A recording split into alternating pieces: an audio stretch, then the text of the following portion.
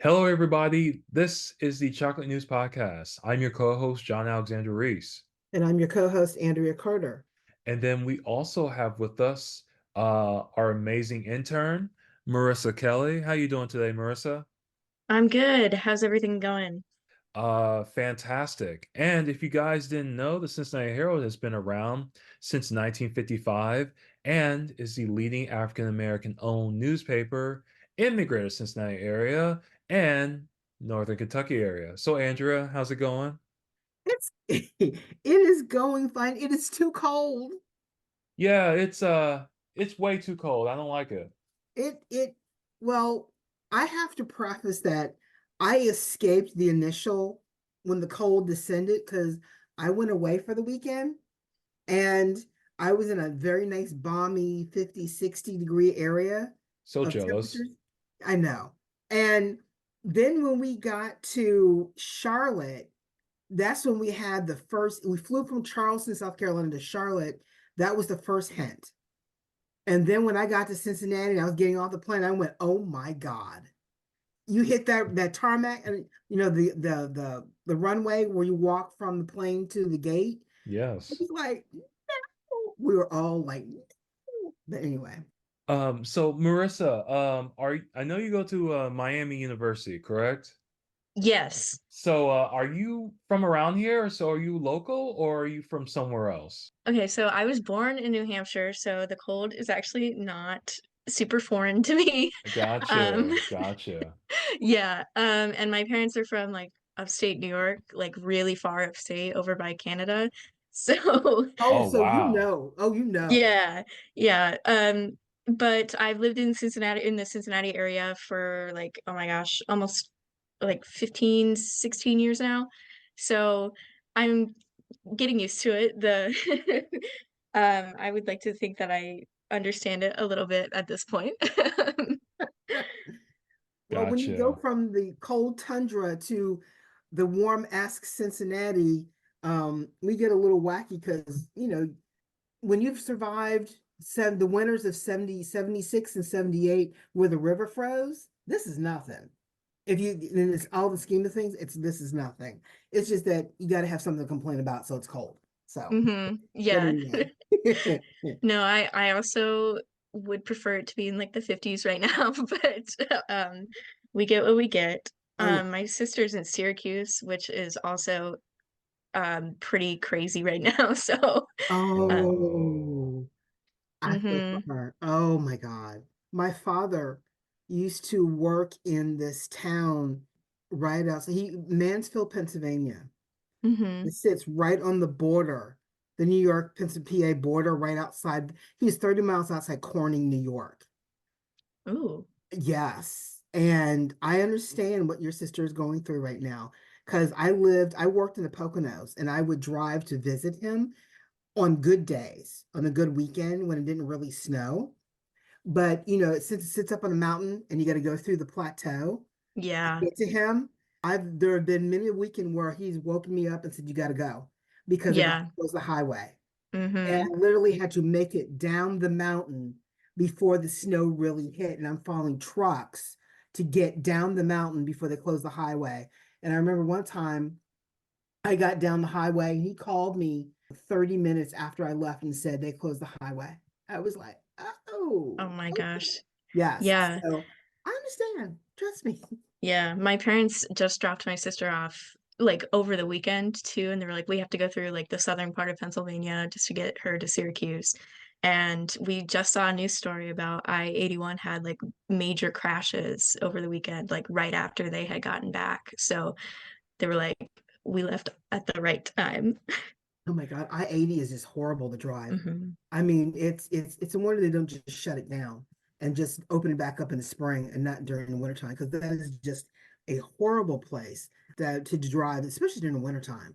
It's just there's Hmm. no protection, none whatsoever from the ice and the snow and everything. Ugh. But anyway, Enough about this cold weather. Andrea, let's go on to the chocolate news. What is the chocolate news this week? well, it was MLK weekend, depending on where you were. People did community service. There was marches.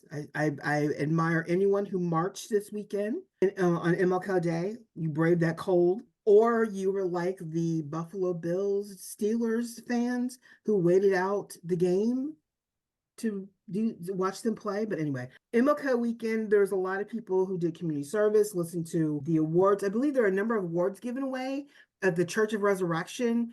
Bishop Ennis Tate received an award. I think Fanon Rucker received an award. I'm missing someone. There was one more person who received an award this weekend from the Church of Resurrection. I Have a Dream program. And then there was the Freedom Center. Around here, other people around the country were doing community service projects. They were walking and talking and believing in the dream. And then there are those people who dropped MLK quotes, but are continuing to do what they do and work against, right? They're very racist and everything else, but they want to uphold the dream. So we had a combustion of things that happened this weekend on MLK. Did anyone do anything special for MLK? Oh, I was just gonna say, I went to the march at the Freedom Center. It was really cold. Oh, you poor thing.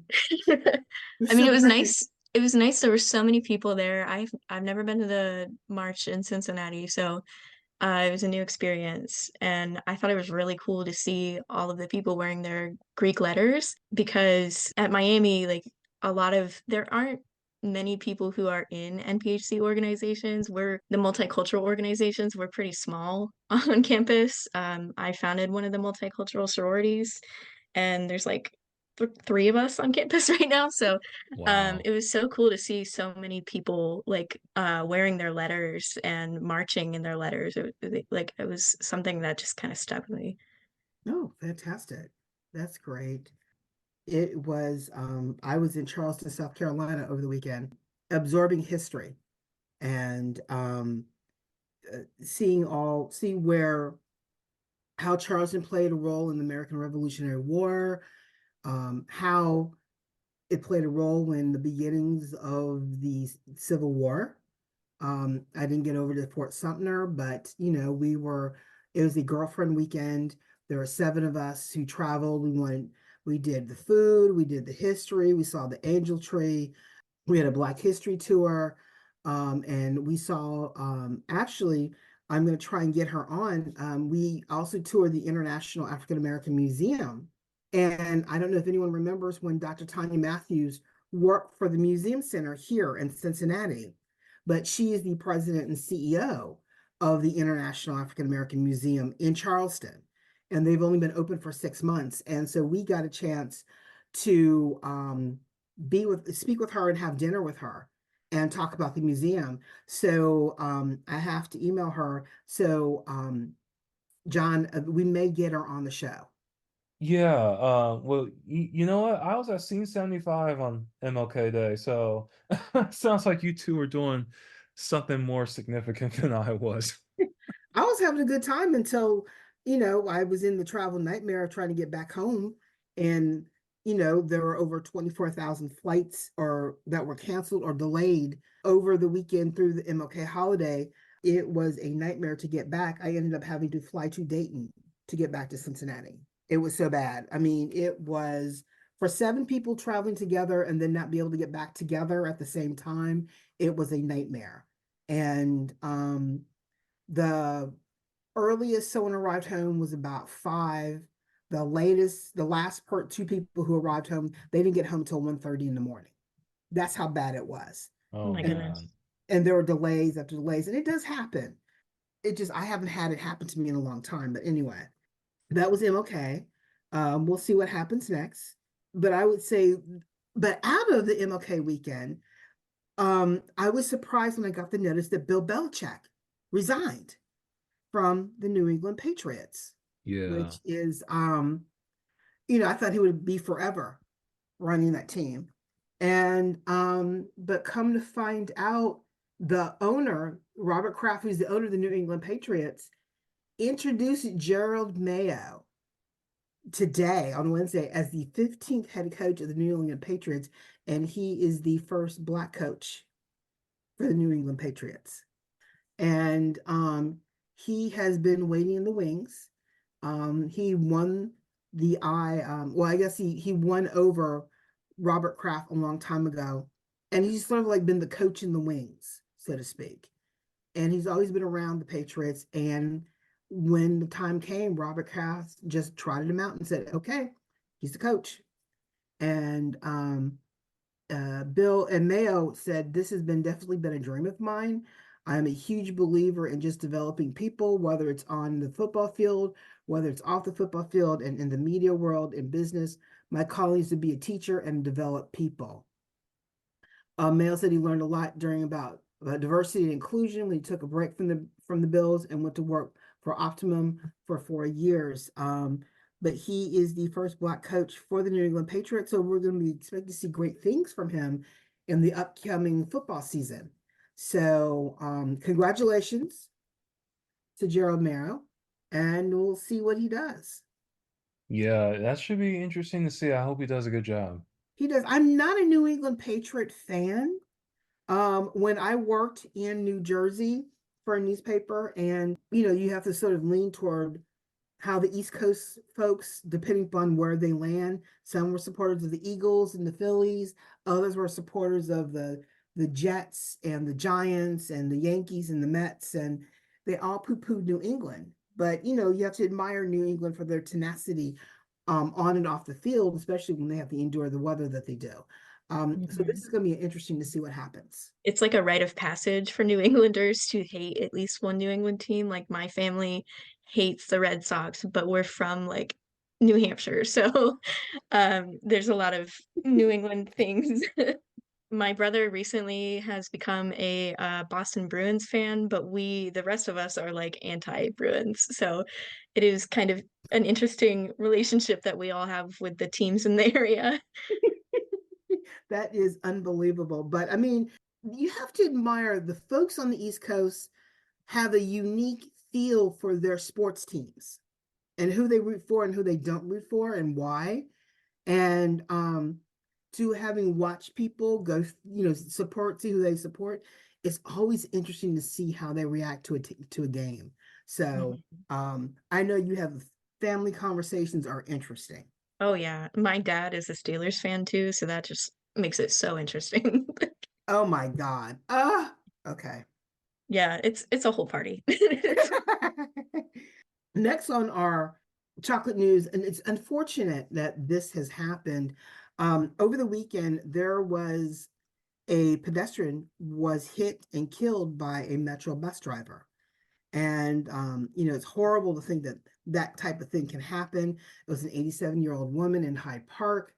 But we've just learned that the Metro bus driver, his license was suspended, which is how was he driving with a suspended license? And this is not the first time his license was suspended. It is still a story unfolding about why it occurred, why he failed to yield when the pedestrian was in the road and crossing. It's just it's a bad situation. And unfortunately, the woman was a retired educator from the Princeton School District. So she was very well loved. She was a gifted teacher, and it's kind of sorry to see how this occurred. And we'll just have to see what unfolds with the driver because he's had traffic violations before, going back 20 years. I'm surprised no one, checked on their driver's license. I don't know when it got suspended. Maybe they checked, he was fine, and then he got suspended. Who knows? So he has not been charged with a crime right now. I think the investigation is still unfolding. So we're just going to have to wait and see, but we'll keep you up to date on this situation and pray for the family of the teacher who was killed, unfortunately. It's just a sad, sad situation that the woman's name was Beverly Joanne Kinney. And she was just crossing the street and got struck. So sad situation. Next, how do we talk about this? People, what should I say? Uh, People just don't care anymore. No. I literally I think back to when 45 said I could shoot someone on Fifth Avenue and people would still vote for me. So yeah. I just think about that. I think it's kind of sad that we see a political party imploding, but in a unique way, because it's divided by those who try to stay true to what it was and those who are becoming loyal to what is.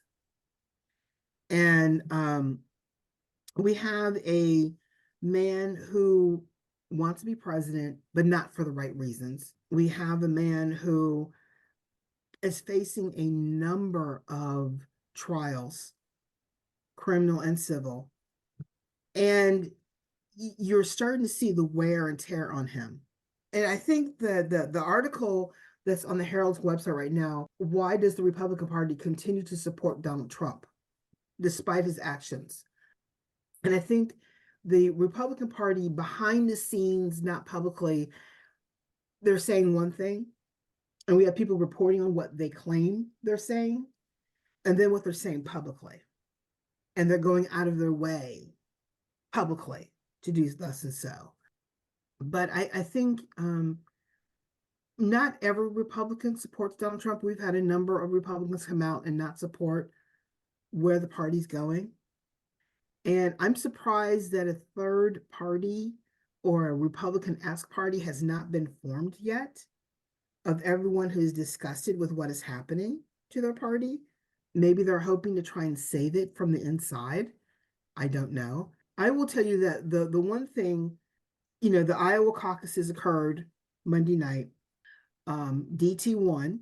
Nikki Haley, no, I'm sorry, Ron DeSantis, came in second. Nikki Haley came in third. Vivek Ramaswamy, am I pronouncing his name right? I hope I am. He came in fourth, and he suspended his campaign. Chris Christie suspended his campaign prior to the Iowa caucuses. It's interesting to see going forward who's fighting whom in the Republican primary. The one thing that came out of my trip to Charleston this weekend was my reemerging in the history of America and why things occurred. And also the rhetoric that was spoken of that led up to the Civil War. And it is the same verbiage that DT is using now in his campaign speech, how he's going about it. There was an interesting article that was released by The Guardian. It's entitled by Steve Phillips, and it's called Nikki Haley's Pretend Slavery's Gaffe Told Us What This Election is About.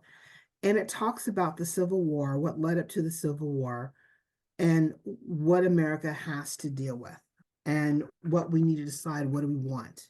What, as the Republican Party goes through its process. And, how are we resolving these issues? Or can we resolve these issues?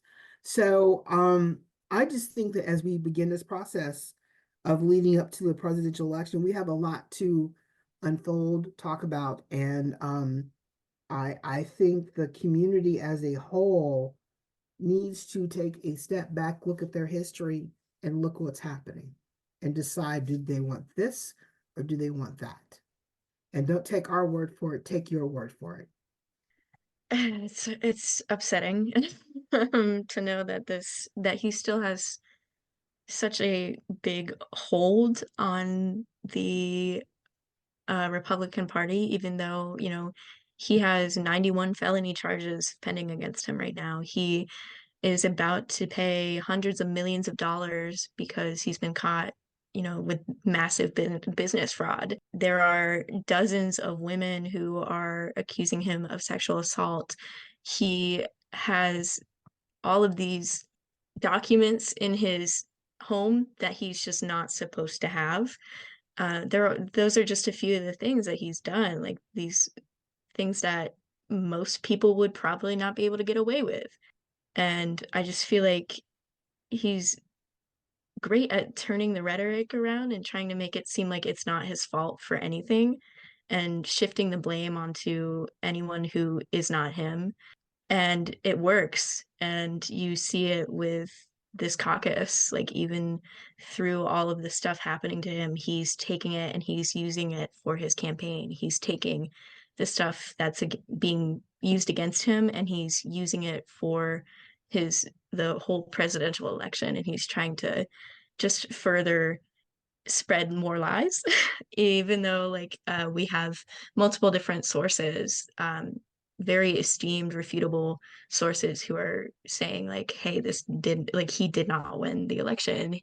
And we have evidence of him like quite literally like saying, let's go get him on January 6th. Like there are all these things, and it's just you would think it would kind of lower his reputation, but it's seeming to better it for whatever reason for Trump supporters. And it's just, I don't know, every time I see that he's won something, whether it be a caucus or anything else, I'm always astounded that there are still people who are like, ride or die. Like there are houses when I get off the highway that are full of these Trump flags or like bumper stickers that I see that are like Trump won. And it's crazy to see the delusion. Yeah, that's kind of what I have to say. Well, I mean, when you can't accept difference, this is Hmm. what you get. And it's kind of sad because that's what the country was built on, difference. We're a melting pot of different cultures and characters and commentaries. And this is the reason why people want to come to America. We are the promised land of not being, even though people can speak out and there's supposedly not retribution, people, will work against you, stuff like that. But still, we can freely question our government. We can freely question, why did you do that? And it's kind of sad when people are scared of change, fearful of the future. And DT is nothing but a very enhanced used car salesman who has a good pitch, he has a good brand, and he knows how to market it, and people believe it. And I didn't think America was that gullible. But then again, sex sells. I'm not surprised. America's always been gullible. I know. Hmm. And all I can say, and I'll be brief, is that the time for another political party to, and I mean a strong third party to arise, needs to happen now. That's all I gotta say about that. Because you have two candidates that people really don't like. They're just voting because, well, at least this person's better than the opposite. And that's not how it should work, but we find ourselves in that situation. So I'll stop because this is just this is making me upset. I can't do this. Well, no. We don't want to be upset. Yeah. So finally, we're going to get off the topic of being upset. We're going to talk about, was it the Emmys last night or was it the Golden Uh, Globes last night? oh, it was the Emmys. Whoo, yeah. Yeah, it was the Emmys. Oh. But it's funny because it's because of the writer strike and the actor strike last year. The Emmys got pushed back because originally the Emmys was supposed to be in September, but because of the actor strike, they couldn't campaign for their awards, so they had to move the Emmys to January. And the Emmys happened the same week as the Critics' Choice Awards. And then Oh, the week before, you had the Golden Globes. So you have all these award shows happening around the same time. So it was really fascinating, actually. what was your favorite? You know what? Well, I don't even watch the Globes because I think the Golden Globes is a worthless organization, but still, it can like lead. It does have a little buzz. It can indicate like what some voters might vote for. So basically with the Globes, like the big winner was basically just Oppenheimer and Poor Things. Like that, and now take it to the Oscars and everything. But my thing is the Emmys because, like I said, the primetime Emmys, it's the main award show for television. And all I gotta say is that I love the Emmys. It's like it's my second favorite award show next to the Oscars. And I have to say it basically the shows that dominated this year was Succession, great show, The Bear, also a great show, and Beef, which was the limited series. I haven't seen Beef. I know it's on Netflix. I know it stars Stephen Yoon and Ali Wong. I heard it's a great show. I'm definitely gonna watch it sometime. But the big thing about this year was that and I hope I pronounce her name just right. It's Ayo Idibiri. I hope I pronounced her name right. I think you got it. Okay, good because she won she won a Primetime Emmy for The Bear, and she won a Golden Globe and a Critics' Choice Award for The Bear. So she's dominating right now, and I love to see it. I really do because it's such a good show. It really is. Folks, if you haven't seen The Bear yet, please stop what you're doing. You can pause this podcast and just go watch The Bear. It's on Hulu right now. It's such a great show. It also stars Jeremy Allen White. He was on Shameless. He's a good actor also. And then also Quinta Brunson. She won the Primetime Emmy Award for lead actress in a comedy series for Abbott Elementary. I love Abbott Elementary. But you know what's fascinating about that win? She is the first black woman to win that category in over 40 years, which I had no idea. But it's so amazing. The Bear is about what? The Bear is basically it's a show about the restaurant business, and technically The Bear isn't really because they have it categorized as a comedy. It's not a comedy. There are some funny moments in it, but it's not a comedy. As far as like a log line for The Bear, I would say it's about basically a young chef from fine dining comes back to Chicago to run his family's sandwich shop, and that's all I'll say about that.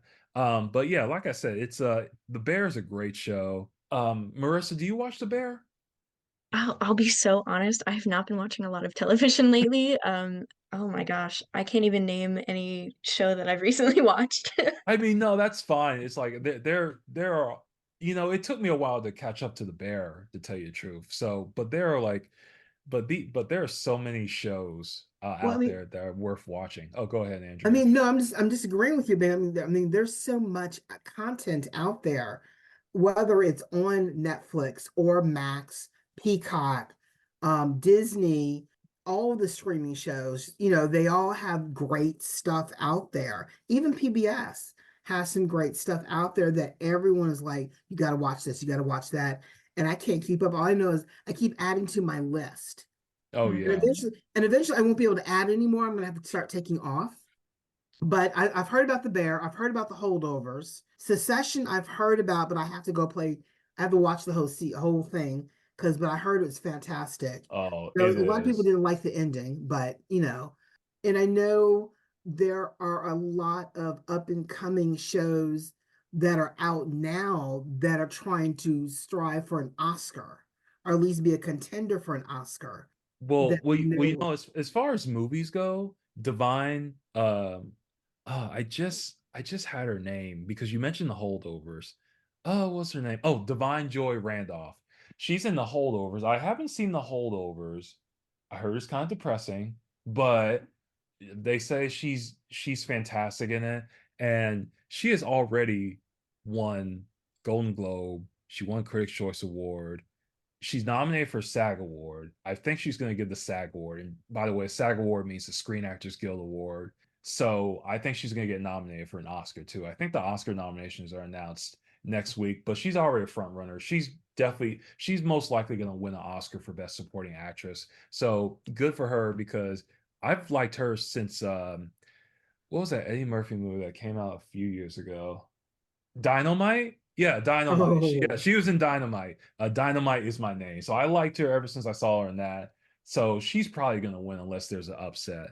And also, I wanted to mention that Angela Bassett won an honorary Academy Award. I think like a week ago or whatever, but which is basically like a lifetime achievement award in the film industry. So congrats for Angela Bassett because she was twice nominated. She lost, unfortunately, for Black Panther 2.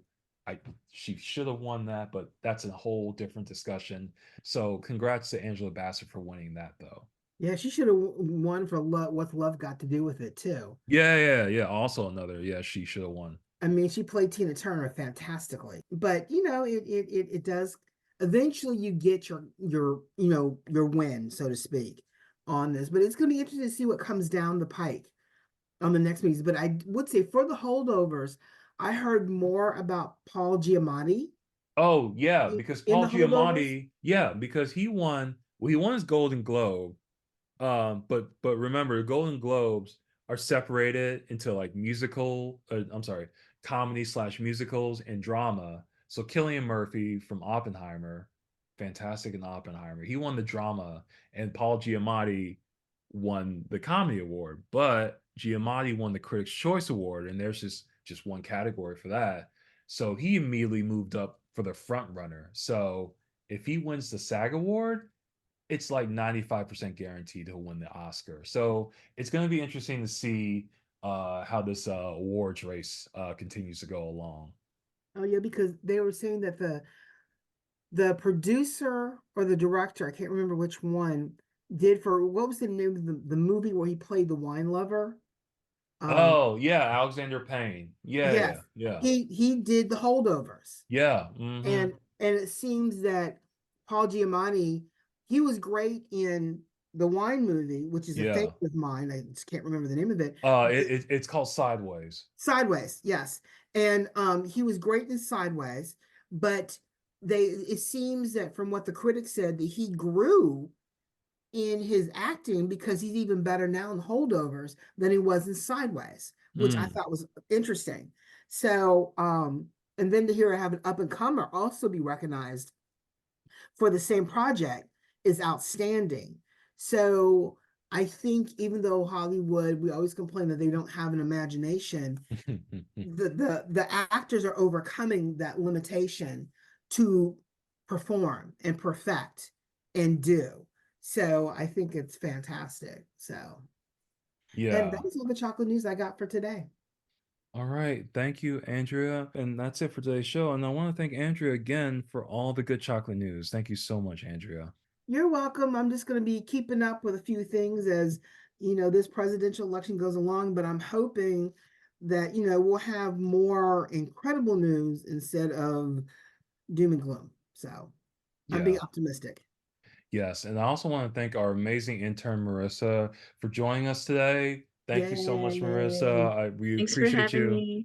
me. Yeah. Thank you for coming on the podcast. Greatly appreciate it. Of course, I love being here.